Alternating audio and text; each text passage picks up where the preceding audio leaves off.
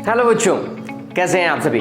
उम्मीद करता हूँ बहुत अच्छे हैं और अपना पूरा ध्यान रख रहे होंगे। यहाँ पर जब मैं बोल रहा हूँ कि अपना ध्यान रखो तो इसका मतलब है वाकई में आप अपना ध्यान रखें, क्योंकि इस समय का जो मौसम चल रहा है वो थोड़ा ट्रांजिशन का स्टेट है। हम गर्मियों की तरफ शिफ्ट कर रहे हैं, इसलिए हमारे बटन, ये जो ऊपर शर्ट वाला एक बटन अपने आप ही खुल जाता है बॉयज़ का, तो ऐसा थोड़ा भी कम कर दीजिए। हालांकि आप स्कूल जा रहे हैं, मेरे को पता है ये बटन बंद ही होगा आपका, लेकिन तो भी जब आप बाहर निकल रहे हैं तो प्लीज़ इसको बंद ही रखिएगा, क्योंकि किस समय आपको लू और जुकाम लग जाए, जैसे मेरे को लग गई। हालांकि मैंने ऐसा कोई काम नहीं किया था, लेकिन तो भी अपना पूरा ध्यान रहे।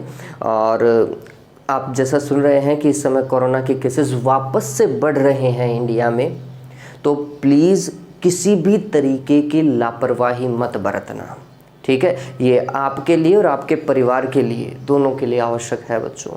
हमें अच्छे से हमारा सिलेबस कंप्लीट करना है, सारा काम तसल्ली से करना है। ऐसा कोई काम नहीं करना जिससे आपके परिवार वाले परेशान हो आपके लिए। और ये समय ऐसा है भी नहीं कि आप बीमार पड़ें, ठीक है। वैसे भी बीमार तो पड़ना ही नहीं चाहिए। इंसान को दो चीज़ों से हमेशा दूर ही रहना चाहिए। पहला है हॉस्पिटल से, दूसरा है पुलिस और कचहरी से।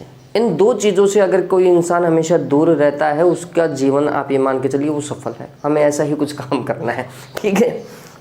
चलिए, तो आज का वीडियो जो है उसमें हम डिस्कस करेंगे कि 2021 मतलब 2021 के अंदर तीसरी यूनिट विद्युत धारा का चुंबकीय प्रभाव, magnetic effect of electric current से कौन से क्वेश्चन आ सकते हैं। और ये सवाल वो है जो आपको मैं कह सकता हूँ कि लगभग 100% चांसेस हैं कि इन्हीं में से आपको बोर्ड एग्जाम में देखने को मिलेगा। ये पर्टिकुलर डेरिवेशन अच्छे से ध्यान में रख लीजिएगा। मैं आपको पहले बता रहा हूँ कि according to model test paper 3 number का बड़ा सवाल लिखा हुआ है आपके उस पेपर के अंदर, जिनमें से ऊपर और नीचे मतलब अथवा में सवाल आएगा। तो आपके पास में ऑप्शन होगा कि 2 सवाल आएंगे, उनमें से एक चूज करना है, ठीक है। मैं आपको जो डेरिवेशन बता रहा हूँ चांसेस पूरे हैं कि उन्हीं में से ही आ जाएगा। तो अच्छे से ध्यान में रख लीजिएगा। नेक्स्ट वीडियो जब तक आए तब तक आप उन डेरिवेशन को कंप्लीट कर लीजिएगा। जब आप ये वीडियो देखते हैं ना बच्चों, तो मैंने जो लास्ट वीडियो बनाया उसमें सिर्फ और सिर्फ फॉर्मूलाज ही डिस्कस किए थे। वो फॉर्मूलाज प्लीज़ याद कर लो ना। आपने वो वीडियो देखा और फिर चले गए। आपने वीडियो देखा ही नहीं होगा शायद, कईयों ने तो ऐसा भी किया होगा, स्विच कर गए होंगे। ऐसा मत करो। आप जो फॉर्मूलाज देख रहे हो उन्हें एक बार के लिए लिख लो, वो आपको हाथों हाथ याद हो जाएंगे, इसकी गारंटी लेता हूँ। कंडीशन अप्लाइड, आपका चित्त, आपका दिमाग वही होना चाहिए। पता चले किताब में तो है नहीं, कहीं और चल रहा है कि हाँ भैया अमित बड़ाना ने नया वीडियो निकाला है वो देखना है ना। ऐसा मत करो, ठीक। चलिए, तो क्वेश्चन बताता हूँ मैं आपको जो आ सकता है। सबसे पहला जो क्वेश्चन है बच्चों, जो इम्पोर्टेंट लग रहा है मुझे इस बार के लिए, जो आने की संभावना मैं तो कहता हूँ 100% यहाँ से ही मिल जाएगा आपको, वो है बायो सावर्ट का नियम। बायो सावर्ट का नियम, ठीक है। और इसका सदिश रूप, क्योंकि सदिश रूप एग्जाम में पूछा गया है, ठीक है। बायो सावर्ट के नियम से आप क्या समझते हैं। हालांकि ऐसा आप क्या समझते हैं नहीं लिखा हुआ आएगा, ऐसा आएगा कि बायो सावर्ट का नियम क्या है ना, what is Biot Savart law, ऐसा लिखा हुआ आएगा। फिर इसके बाद में इससे जो रिलेटेड है वो इसकी एप्लीकेशन से सवाल आएगा। अब एप्लीकेशन 2 है और वो दोनों ही इंपॉर्टेंट है बच्चों। कौन सा? इसकी सहायता से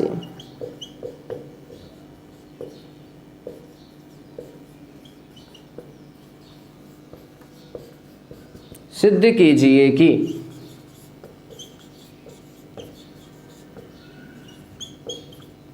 किसी अनंत लंबाई के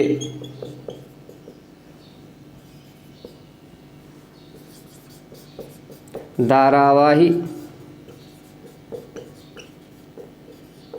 चालक तार के कारण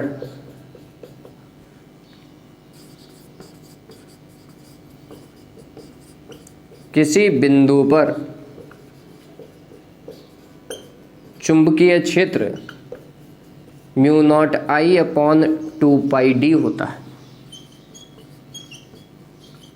देखा जाए तो ये वाला जो सवाल है अभी तक बोर्ड में ऐसा पूछा नहीं गया है। बायो सावर्ट की सहायता से तो नहीं पूछा गया है, एम्पियर की सहायता से पूछा गया है, लेकिन इस बार मेरे को लग रहा है कि शायद चांसेस बैठ जाएंगे इसी के। इंग्लिश में बहुत सारे बच्चों ने मेरे को कहा है कि सर प्लीज़ इंग्लिश में भी लिख दिया कीजिए। तो टॉपिक जो है आपके पास में वो है Biot Savart law. What is Biot Savart law?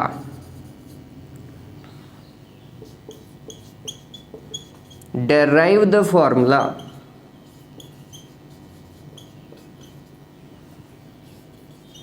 for magnetic field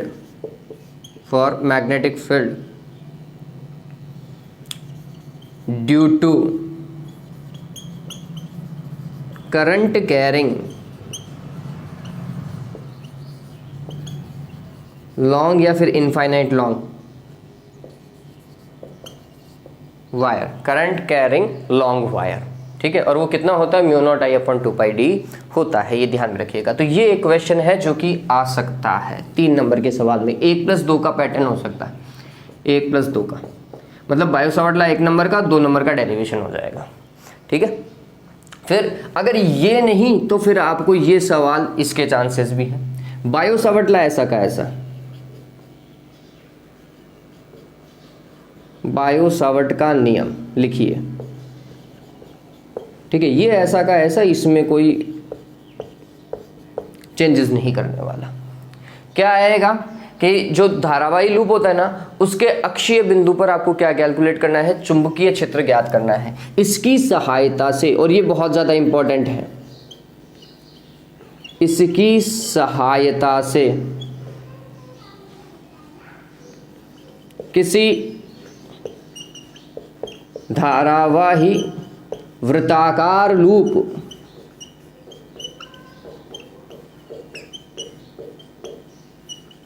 के अक्षीय बिंदु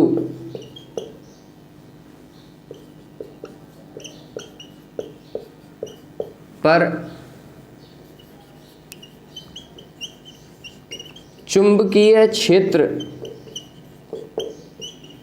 का व्यंजक प्राप्त कीजिए। और ये बहुत इंपॉर्टेंट हो गया है, ठीक है। ये कौन सा था, आपको क्या कैलकुलेट करना है, B = mu naught NI r² divided by 2r² plus x² की घात 3/2। ये वाला सॉल्यूशन आना चाहिए था, ये प्रूव करवा रहा है, ठीक है। अब यहाँ पर इंग्लिश में अगर मैं इसी चीज़ को देखूँ तो वो क्या बोलेगा, बायो सावर्ट लॉ तो ऐसा का ऐसा है। ये देखिए ये कौन सा था, तो derive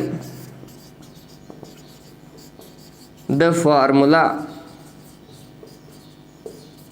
for magnetic field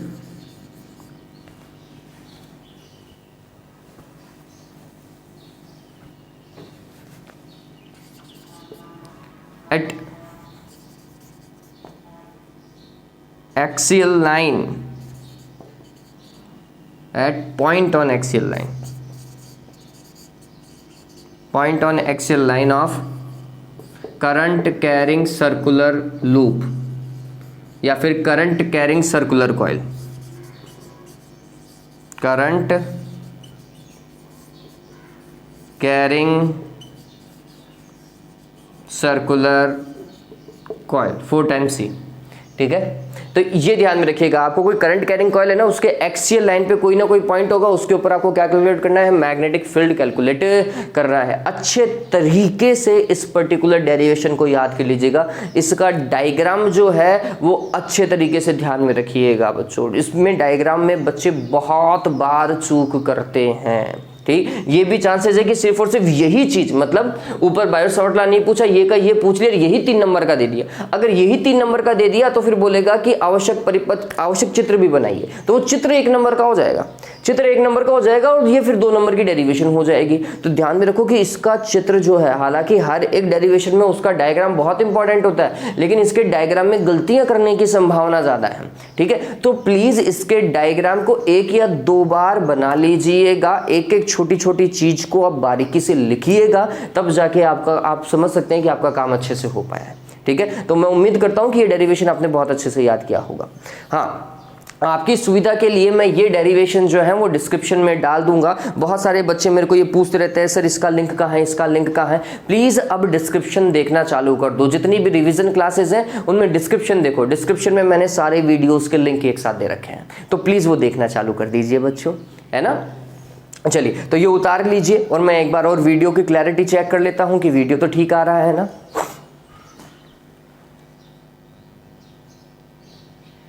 okay, अभी तक तो ठीक ही है। ये डन हुआ। अब इसके आगे चलते हैं बच्चों।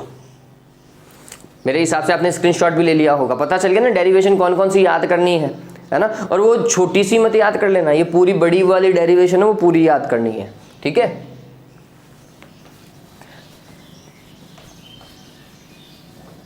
अब इसके आगे नेक्स्ट जो हमारे पास में है बच्चों, हम चलते हैं एम्पियर लॉ के ऊपर। आप देखेंगे कि एम्पियर वाला जो क्वेश्चन है और बायो सावर्ट वाला जो क्वेश्चन है वो एग्जाम में बहुत बार पूछा गया है।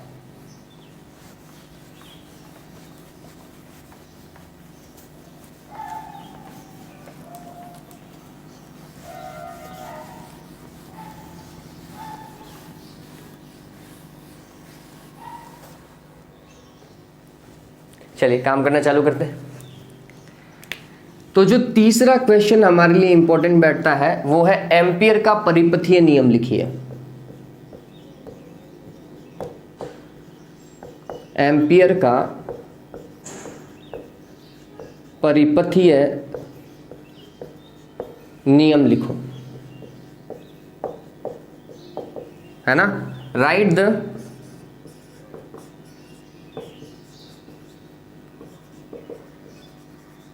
सर्किटल लॉ ऑफ एम्पियर, या फिर ऐसा लिखा जा सकता है right the ampere circuital law, ampere circuital law, है ना, ऐसा भी आ सकता है। फिर इसके साथ में, ये तो एक नंबर का सवाल हुआ। अब इसके साथ में जो सबसे ज्यादा कॉमन क्वेश्चन है वो ये है बच्चों, इसकी सहायता से,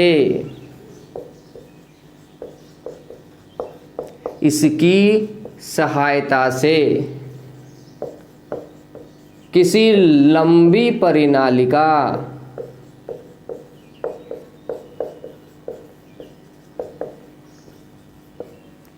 के अक्ष पर चुंबकीय क्षेत्र की गणना कीजिए, है ना। परिनालिका तो आप सभी समझते हैं, ठीक। तो परिनालिका के अक्ष पर चुंबकीय क्षेत्र कितना था, B is equals to mu naught small N I, या फिर B is equals to mu naught capital N divided by L into I. ये वाला ही डेरिवेशन करना है। सीमित लंबाई की परिनालिका का डेरिवेशन कभी नहीं पूछेगा, हालांकि वो डेरिवेशन अपने बुक में भी नहीं है, ठीक है। तो वो तो कभी नहीं पूछेगा, आएगा तो यही आएगा। परिनालिका समझते ही समझ जाइएगा कि डेरिवेशन तो यही पूछ रहा है। चलिए, इंग्लिश मीडियम वालों को पता चल गया होगा, वैसे परिनालिका को बच्चों सोलेनॉइड बोलते हैं। डेराइव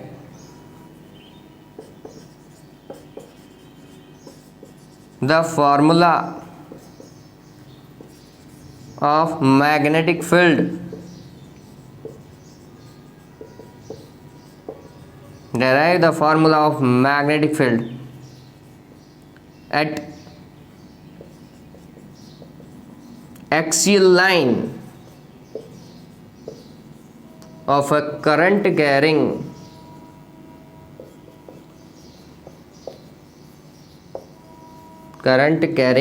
long solenoid,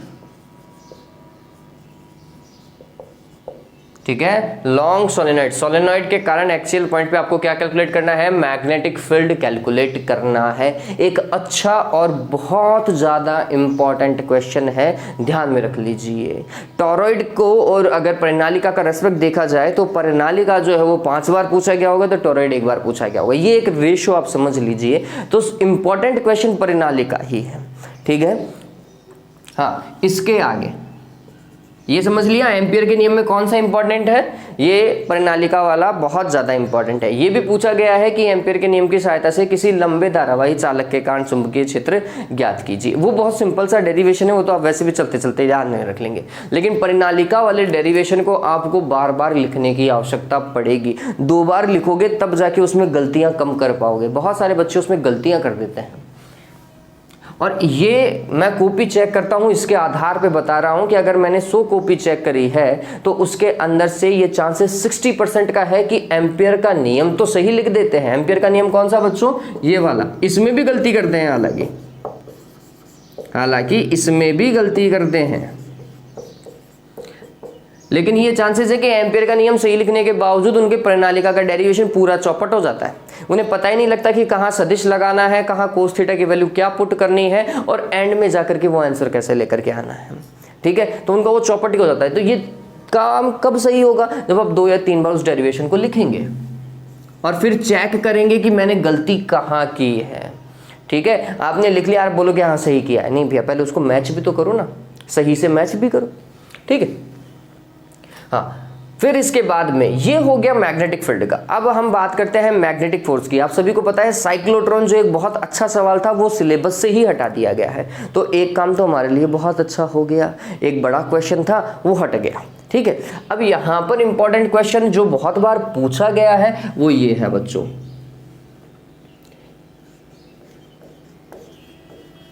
एम्पियर की मानक परिभाषा लिखिए,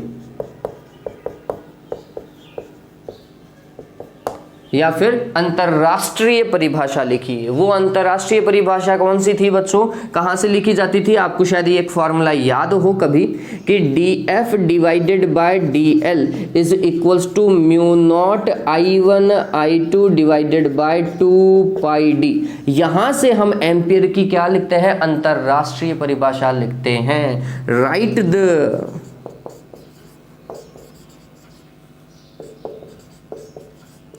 इंटरनेशनल और स्टैंडर्ड डेफिनेशन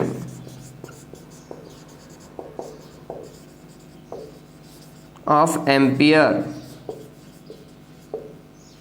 ठीक है, ये अब इसके साथ में कौन सा सवाल, और ये सवाल आप देखेंगे कि बहुत बार पूछा गया है। क्या भाई, दो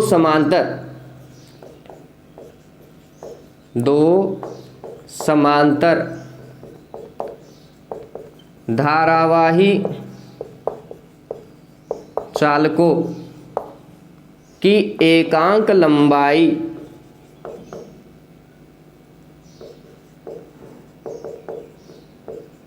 पर लगने वाले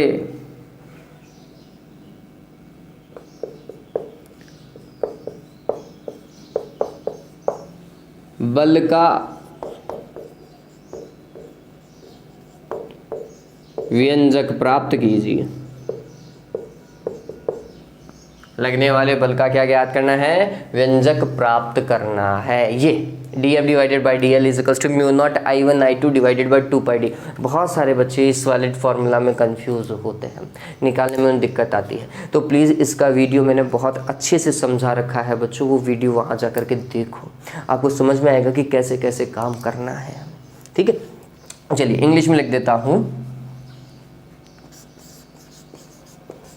Derive the formula of magnetic force acting on per unit length of two current carrying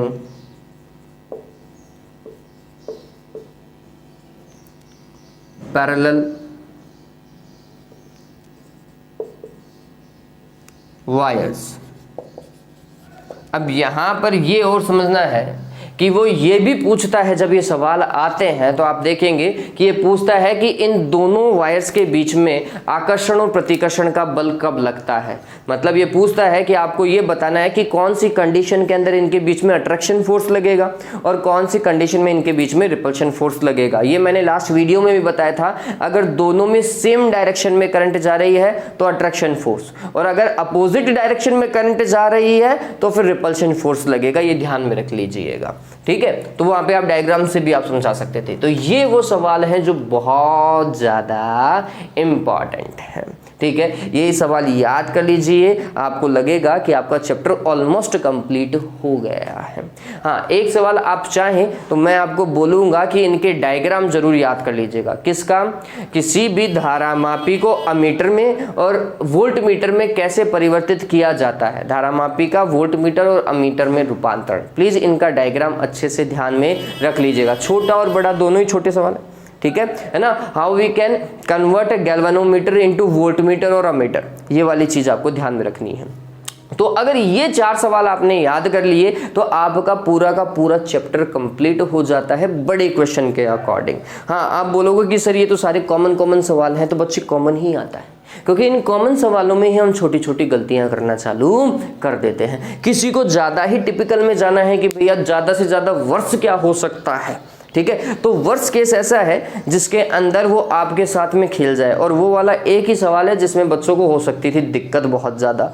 वो है बच्चों, कोई धारावाही लूप ले लो और उस धारावाही लूप में धारा बहने के कारण उसका बलाघूर्ण ज्ञात करना, है ना। किसी आयताकार लूप पर बलाघूर्ण ज्ञात करना। Calculate the torque acting on a current carrying rectangular loop, है ना। वो क्या था, कुछ फॉर्मूला लास्ट टाइम मैंने बताया था बलाघूर्ण का। टो is equals to NIAB sin theta, या फिर NIA क्रॉस B, बताया था नहीं बताया था, ठीक है। तो वो वाली चीज वर्ष से वर्ष कंडीशन थी जिसमें वो पूछा जा सकता था, ठीक है। ये तब होगा जब उसको लगता है कि मैंने पेपर पूरा ही इजी बनाया है, एक सवाल तो ऐसा दूं जिसमें बच्चे अटक जाएं, ठीक है। तो वो एक सिचुएशन ऐसी थी। लेकिन यहाँ पर भी हमारे पास में ऑप्शन है, क्या भाई, वो सवाल अथवा में आएगा, तो अगर वो छूट भी गया तो नीचे वाले तो 4 सवालों में, मतलब नीचे वाला जो एक सवाल है वो इन चारों में से आपको मिल जाएगा, ठीक है। चलिए, तो उम्मीद करता हूं कि नेक्स्ट वीडियो आने से पहले, मतलब ऑब्जेक्टिव वीडियो आने से पहले, आप इन चारों सवालों को अच्छे से याद कर लेंगे,